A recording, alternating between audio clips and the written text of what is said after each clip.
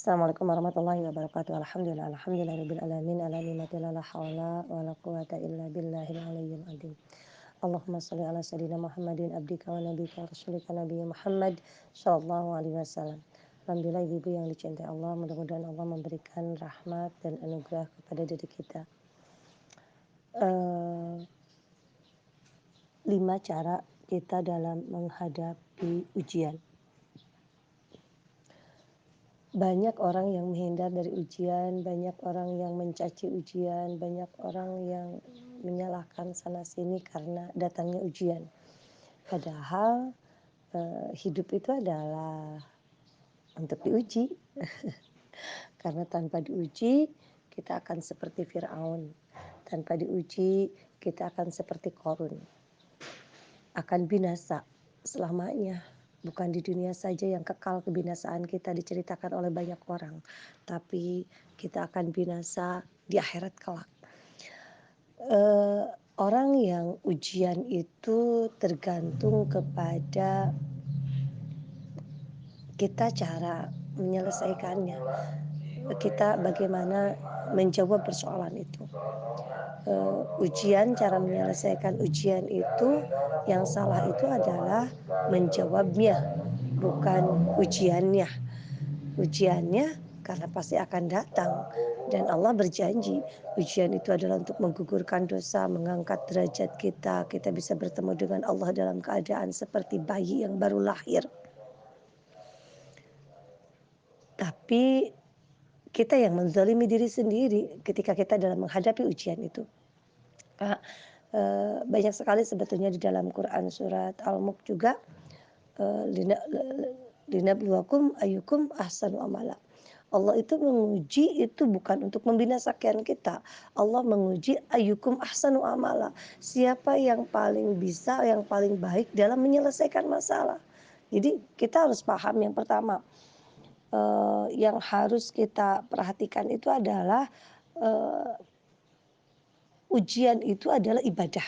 Ya, kita sadari yang pertama itu ujian itu adalah ibadah. Ya, makanya yang tadi mana liyabluwakum ayyukum ahsanu amala.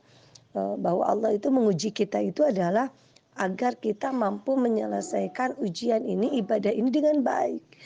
Ibu-ibu itu tidak tahu kalau ujian itu ibadah. Ya, makanya ada iman yang paling lurus itu adalah ketika menerima ujian itu adalah berbanding lurus dengan keimanan kita gitu ya. Berbanding lurus dengan keimanan kita. Jadi yakini dulu kalau ini adalah satu ibadah. Ibadah itu adalah ketika kita menjalankan ibadah itu baik yang senang ataupun tidak, dan rata-rata di dalam ibadah itu sebetulnya bertolak belakang dengan hawa nafsu kita gitu ya. Kalau yakin ini adalah satu ibadah dan kalau kita sudah tahu kalau kita itu cinta kepada Allah Subhanahu wa taala, maka apapun yang kita lakukan ini adalah bentuk wujud dari rasa cinta kita kepada Allah Subhanahu wa taala karena Allah sudah menganugerahi kita. Kadang teman-teman kita itu harus ada cara-cara Allah gitu ya untuk menyadarkan manusia, untuk memberikan ilham kepada manusia. Salah satunya dengan cara apa? Dengan cara dia dipaksa oleh Allah, yaitu dengan cara ditimpakan masalah hingga ia tidak bisa berkutik. Dan sampai hatinya selalu bergantung kepada Allah. Jadi ketika Allah berikan ujian datang kepada diri kita itu adalah ilham. Ilham dari Allah agar kita lebih mendekat kepada Allah. Ilham dari Allah agar kita introspeksi diri.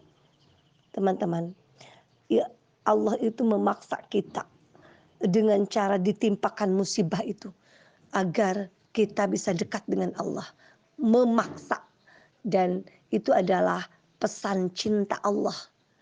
Ujian itu adalah pesan cinta agar kita tidak terlalu banyak berlumuran dosa, agar kita tidak terlalu banyak hisab yang datang kepada diri kita, agar kita bisa menjemput bertemu dengan Allah dengan kematian yang husnul khotimah. Cinta Allah ujian itu. Tanpa adanya ujian kita itu akan menjadi orang yang sombong, orang yang tidak tahu diri. Bahkan saat hirupan napas aja kita tidak pernah merasakan, kenikmatan. Karena apa? Karena sudah terbiasa kita rasakan. Makanya orang-orang yang biasa memiliki, orang-orang yang biasa merasakan itu harus, agar dia merasakan, dia bisa bersyukur itu ya harus diambil dulu rasa nikmatnya. Eee, Ketika kita akan berkata mengucapkan uang, 100.000 mengucapkan alhamdulillah, harus kita itu tidak dipunyakan dulu uang, baru kita bisa mengucapkan alhamdulillah. Ya, ketika kita, tidak punya uang, dikasih uang dari orang lain 100.000, alhamdulillah. Harus seperti itu dulu mungkin kita, agar kita mengucapkan hal-hal yang ringan gitu ya. Saya tadi pagi, melihat sharingan Teh Samhah ya, yang di apa, kisah seorang yang kaya raya, seorang pemuda yang kaya raya, tapi dia melupakan Allah, akhirnya dia diberi penyakit kanker dan akhirnya dia sadar dan, saat itu dia sedekahkan semuanya, dia melihat temannya yang kanker dan sudah berbaring di alam kubur dan dia melihat tidak ada satupun kemewahan yang dia bawa saat di alam kubur, bahkan, ibunya gitu ya, saudaranya, ayahnya, bahkan teman-temannya dan uang yang dia miliki itu tidak dibawa, maka dia sedekahkan semuanya. Setelah itu, setelah dia merasakan penyakit kanker itu, maka yang dia rasakan adalah keajaiban yang dia rasakan adalah hirupan udara segar. Jadi ketika dia menghirup udara segar, itu adalah merupakan suatu anugerah yang terindah. Masa harus digitukan dulu ya Bu ya, agar kita merasakan indahnya Allah memberikan nikmatnya cinta Allah ke dalam diri kita. Masa harus disakitkan dulu ya Bu? Maka kita itu pernah kita punya gigi kalau kita punya sakit gigi dulu. Kalau kita pernah sakit gigi, pasti kita itu kalau kita punya sakit gigi, pasti kita itu, baru bersyukur. Kalau gigi ini setiap hari mengunyah dan kita tidak pernah merasakan bersyukur kepada Allah Subhanahu wa taala. Masya Allah, astagfirullahaladzim.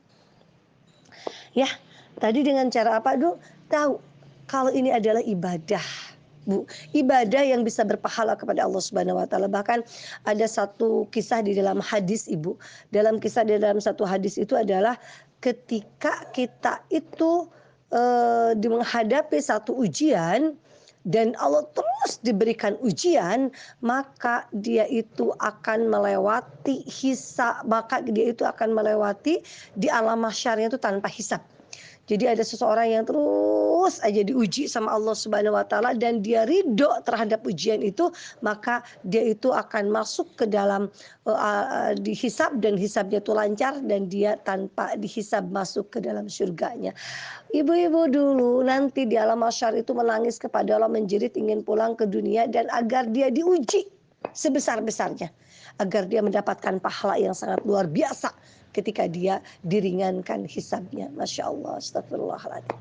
Yang kedua, ketika kita mampu menerima ujian, yang pertama yakini kalau ujian itu adalah ibadah. Yang kedua adalah terima ujian itu Ibu. Ya, kita harus menerima ujian. Salah satu kita bisa menjadikan diri kita seorang hamba itu adalah ketika kita menerima ujian. Kalau di dalam Quran surat Al-Isra itu subhanalladzi asra bi abdihi gitu ya. Maha suci Allah yang telah memperjalankan hambanya gitu ya. Ini ada seorang hamba yang langsung diakui oleh Allah Subhanahu wa taala. Saya mengaku seorang hamba, tapi belum tentu diakui oleh Allah Subhanahu wa taala. Seperti saya mengenal sosok, presiden gitu ya. Tapi presiden belum tentu mengenal saya. Nah, ini adalah satu bukti, kalau kita sudah diakui oleh Allah sebagai seorang hamba, maka, dimudahkan, dilancarkan segalanya. Ketika Rasulullah kenapa diakui sebagai seorang hamba, saat itu Rasulullah ditimpa ujian yang paling besar, yaitu setelah ditinggalkannya Paman Abi Thalib, ditinggalkan istrinya, maka semua masyarakat membencinya, mengusirnya, mau membunuhnya. Bahkan ketika masuk ke Taif, Rasulullah itu dilempari oleh batu-batu dan orang gila. dilempari oleh batu-batu oleh anak kecil dan orang gila pun melempari Rasulullah Shallallahu Alaihi Wasallam. Maka saat itu Rasulullah mengatakan, ya Allah, kepada siapa lagi aku diberikan untuk berdakwah ini, kepada orang jauh dan dia akan menghinakanku lagi, kepada orang dekat dan dia akan membunuhku. Ya Allah, ana radin, saya ridho ya Allah, saya terima ujian ini asal engkau tidak murka kepadaku. Saya ridho semua orang murka kepadaku, tapi asal engkau tidak murka kepadaku. Menerima ujian. Innalillahi wa inna ilaihi rajiun. Sampai saat itu, ini hikmah dari ujian itu adalah saat itu Rasulullah Shallallahu Alaihi Wasallam diangkat ke langit Isra dan Mi'rajnya. Jadi dipertemukan dengan Allah atas keriduan ujiannya, diperlihatkan surga dan neraka, diperlihatkan nabi-nabi para pendahulu. Masya Allah, astagfirullahaladzim, astagfirullah. Dan dengan menerima ujian ibu-ibu, Rasulullah dibelah dadanya, dicucikan dulu oleh air jam-jam, kotoran-kotoran yang ada di dalam dadanya, di dalam hatinya itu dibersihkan dulu, lalu dimasukkan lagi. Karena apa? Berkahnya dia diterima sebagai seorang hamba dan dia dibersihkan hatinya. Kalau mau bersih hati, Bu, kalau mau bersih hati berarti harus apa dulu, Bu? Kita harus menerima ujian dari Allah Subhanahu wa Ta'ala. Jadi kalau kita mau bersih hati ya Bu ya. Ini di dalam Quran surat Al-Ankabut itu kan, ahasiban nas ayutraku ayyaqulu amanna wa hum la yuftanun. Apakah manusia mengira bahwa mereka akan dibiarkan hanya dengan mengatakan kami telah beriman dan mereka tidak diuji? Kita sindiran dari Allah, Bu. Apakah mereka mengira, oh iya saya beriman tapi tadi diuji. Diuji nggak mau, nyalahkan Allah. Kenapa seperti ini? Kan saya sudah ibadah. Orang ibadah mah harus diuji, Bu. Ya, orang ibadah mah harus diuji. Orang yang suka ibadah harus diuji. Jadi kita tidak bisa mengatakan orang yang mengatakan beriman harus diuji. Makanya dia tidak akan beriman kalau dia tidak menerima ujian. Jadi imanin kita itu berbanding lurus dengan kita menerima ujian. Ya, jadi Allah menyindir kita. Malu atau orang yang suka keluh kesah nih dalam ujian. Tapi mengatakan beriman, ahli tahajud, ahli sholat gitu ya, tapi dia diuji kuku lutus gitu ya, bukan beriman namanya, tidak diakui sebagai seorang hamba Allah Subhanahu wa Ta'ala. Jadi itu cara Allah untuk memaksa kita sehingga kita tidak berkutik sama sekali. Allah itu Rasulullah itu tidak melihat seorang bapaknya menjadi yatim, ditinggalkan ibunya saat kecil, ditinggalkan kakeknya, ditinggalkan pamannya, ditinggalkan istrinya yang tercinta yang membantunya. Sengaja Allah agar Allah hindarkan Nabi Muhammad kepada makhluk dan hanya bersandar kepada Allah. Begitu Allah menurunkan ujian kepada diri kita. Allah datangkan ujian kepada diri kita itu adalah agar Allah memaksa kita agar tidak, sehingga hati kita tidak berkutik. Kita Allah turunkan ujian bertubi-tubi 1, 2, 3 terus. Akhirnya kita tidak berkutik, pasrah kepada Allah Subhanahu wa Ta'ala. Akhirnya kita hanya mengharap kepada Allah Subhanahu wa Ta'ala. Itu maksudnya pesan cintanya, memaksa agar kita dekat dengan Allah Subhanahu wa Ta'ala. Masya Allah, astagfirullahaladzim, astagfirullahaladzim, astagfirullahaladzim. Yang keberapa Bu Ibu sekarang? Yang ketiga. Yang ketiga adalah menyadari kalau menikmati. Yang ketiga itu menikmati proses ujian. Bu, kita itu harus menikmati prosesnya, menikmati proses jatuh cinta kepada Allah. Ujian, menikmati proses ujian itu adalah menikmati proses jatuh cintanya kita kepada Allah Subhanahu wa Ta'ala. Menikmati proses kita diakui sebagai seorang hamba di hadapan Allah Subhanahu wa Ta'ala. Jadi kalau kita tidak mampu menikmati proses ujian, maka Allah tidak akan menganugerahi kita menjadi Allah jatuh cinta kepada diri kita. Allah akan mengenal kita, itu tidak akan menjadi proses. Jadi proses kita sakit sakit hati, proses kita diuji lagi, diuji lagi, diuji lagi, itu adalah proses proses kita jatuh cinta kepada Allah Subhanahu wa taala. Makanya setiap ada ujian, alhamdulillah ala kulli hal. Itu yang selalu Rasulullah SAW gambarkan gitu ya. Alhamdulillah ala kulli hal. Alhamdulillah atas segala apapun yang Allah berikan kepada diri kita. Karena demi Allah, Allah itu tidak akan membinasakan manusia. Malahan manusia yang mendolimi diri sendirinya dengan dia selalu bersyuudzon kepada Allah Subhanahu wa taala ya. Itu jadi yang ketiga apa Bu? Yang ketiga adalah ketika kita eh, menikmati proses ujian. Nikmati proses ujian sekarang yang masih diuji, ibu-ibu, nikmati nikmati jatuh cintanya kepada Allah. Alhamdulillah, alhamdulillah, alhamdulillah, alhamdulillah. Sampai Allah membersihkan hati kita menjadi sebagai orang hamba yang diakui oleh Allah Subhanahu wa taala ya. Yang ketiga, yang keberapa ibu-ibu? Yang keempat itu menjauhi dalam godaan setan dalam menghadapi ujian ya. Hindari godaan-godaan yang mampu kita digoda oleh setan dalam menghadapi ujian. Hindari kita curhat kepada teman yang nanti bisa disalahgunakan gitu ya. Curhat tentang rumah tangga, curhat tentang hutang, curhat tentang teman, akhirnya teman kita karena tidak paham tentang agama, tidak paham tentang ujian, dia sendiri teman kita yang dicurhati tidak kenal sama Allah Subhanahu wa taala, akhirnya apa ibu-ibu? Ya, akhirnya kita itu malah terjebak gitu ya. Mau mendatangkan ujian terjadi karena apa? Karena kita salah sharing, salah curhat kepada seseorang yang tidak kenal Allah yang memberikan ujian itu. Akhirnya kita terpuruk kembali untuk menghadapi berbagai ujian dan Allah tidak mampu menyelesaikan ujian kita. Teman-teman, sehebat apapun kita mengeluarkan uang untuk menyelesaikan masalah, sehebat apapun kita kerja keras untuk menyelesaikan masalah, tapi Allah yang memberikan masalah itu bukan teman, bukan semua, bukan orang-orang yang ada di sekitar kita. Allah, kalau Allah tidak izinkan kita untuk menyelesaikan masalah, maka tidak akan ada. Maka tahan, sabar sedikit saja. Maka akan menghasilkan buah menjadi sabar. Ya, teman-teman ya. Jadi kalau kita menahan menahan ujian sebentar aja, maka yang timbul adalah sabar. Ya, jadi nikmati teman-teman. Nikmati. Jadi kalau teman-teman sudah mampu menikmati proses ujian, maka insya Allah teman-teman akan didapati sebagai seorang yang sabar.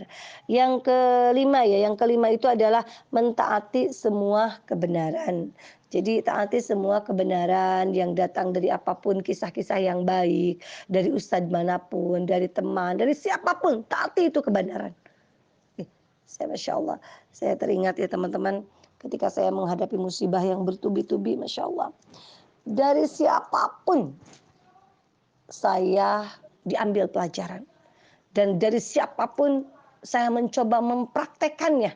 Karena ternyata setiap orang itu berbeda-beda dalam menyelesaikan masalah. Dan sampai saat itu pun saya satu-satu mencoba mempraktekannya.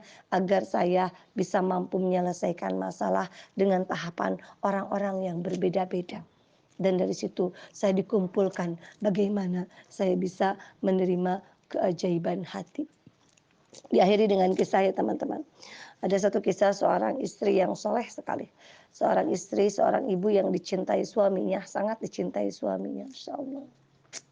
Saya malu ibu-ibu. Saya malu ketika mengajarkan di sini, ketika saya lagi ceramah di sini. Kalau saya tidak dicintai oleh suami saya, kalau saya tidak dicintai oleh anak saya, malu, nggak ada artinya saya sebagai seorang penceramah, nggak ada artinya saya sebagai punya ilmu. Jadi sangat dicintai oleh teman-temannya gitu ya. Karena saat itu akhirnya karena ada seseorang yang mewawancara karena banyak suaminya begitu sangat mencintainya gitu. Akhirnya ditanya, "Kenapa sih suami kamu, anak-anak kamu gitu bisa mencintai kamu itu kenapa sih alasannya?" gitu. Lalu dia menjawab seperti ini, "Ya karena dia suami saya," gitu dengan polosnya. emang suami kamu tidak pernah marah? Suka, sering marah katanya. Terus kalau suami kamu marah gimana? Kalau suami saya marah itu saya dengarkan. Kamu dengarkan? Iya, dengarkan. Kan kasihan dia sedang ngomong, sedang marah kalau tidak didengarkan. Masya Allah Ibu, ada yang seperti itu? Terus gimana kalau sudah didengarkan? Kalau suami saya sudah beres marahnya, saya pergi ke dapur. Mengapa Bu? Mau menggosok apa, mau mengasah pisau? Bukan katanya. Saya akan berikan minuman dan makanan kesukaannya. Kenapa Ibu seperti itu? Kan kasihan, dia sudah marah-marah pasti dia haus dan capek dan lapar. Ibu, Masya Allah, astagfirullahaladzim, itu dalam menghadapi masalah Ibu. Jadi dalam menghadapi masalah itu ya memang harus punya hati dulu ya Bu ya. Hati yang baik. Jadi hati karena kita terbiasa apa menerima ujian, dari salah satunya ketika kita menerima ujian itu adalah Allah akan membersihkan hati kita. Jadi hati kita tuh bersih, sifatna naon lurus aja malah kasihan kepada orang yang marah-marah gitu. Jadi suaminya semakin cinta ya, anaknya juga semakin cinta kepada diri kita. Kasihan malah diberikan makanan dan minuman yang terbaik ketika suaminya sudah marah-marah. Masya Allah. Ibu kita gimana? Ya mudah-mudahan Masya Allah.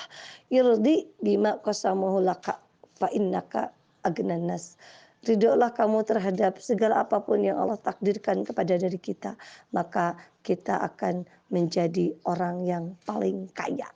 Kenapa kita menjadi orang paling kaya? Karena kita sudah ridho terhadap orang yang memberikan, yang mempunyai kekayaan langit dan bumi. Insyaallah. Astagfirullahaladzim, astagfirullahaladzim, terima kasih teman-teman. Insyaallah di awal Maret kita akan ada Zoom. Ketemu Zoom 500 orang lebih mungkin ya. Dan kita akan apa teman-teman? Dan kita akan tarik testimoni-testimoni yang sudah bertebaran dan kita mungkin akan apa ditayangkan beberapa testimoni yang sudah ada dan disebutkan tidak langsung lewat WA tapi disebutkan nanti berbicara di YouTube.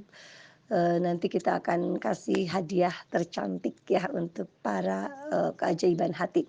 Terima kasih teman-teman. Astagfirullahaladzim, astagfirullahaladzim. Hapunten samudaya kelepatan banyak bicara banyak dosa teman-teman. Assalamualaikum warahmatullahi wabarakatuh.